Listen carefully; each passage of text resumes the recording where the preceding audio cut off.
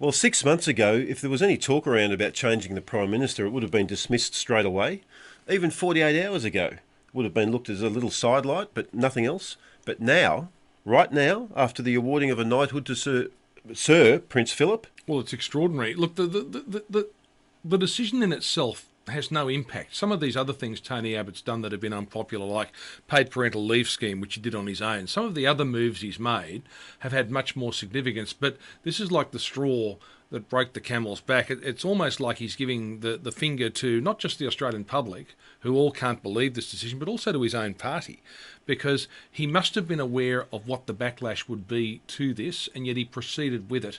And the word was that he had till the middle of the year to lift his game, because they are really struggling in the polls. And following this decision, there are people now seriously talking about whether they could do something earlier than that. Let's be quite blunt about it. There are people within the party that would fancy themselves as Prime Minister. Julie Bishop, obviously Malcolm Turnbull. I think he's probably realistic enough to know he might have to be the second banana, maybe to Julie Bishop. Scott Morrison is very ambitious as well. And so you've got this situation where if some people see there's an opportunity, that they might jump in. And the question they're asking themselves now, particularly on those backbenches and some of those more marginal seats, is can this bloke bring home the bacon for us at the next election? And increasingly, it doesn't look like that. They're losing their confidence in himself as a leader.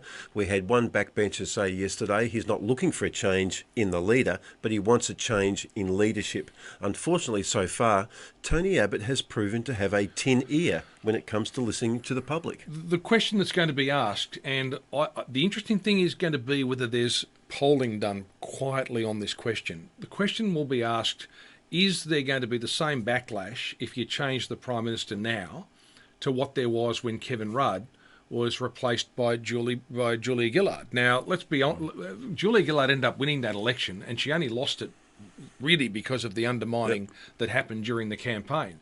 So the question would be, would there be the same backlash? Would there be the same concern?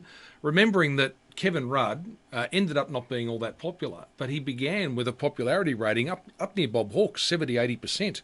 Tony Abbott's never been popular. The public's never liked him. So would they lament the loss of someone they've never really liked if someone was put in there that they had a bit more confidence in? I think that is the conversation the Liberals are having right now.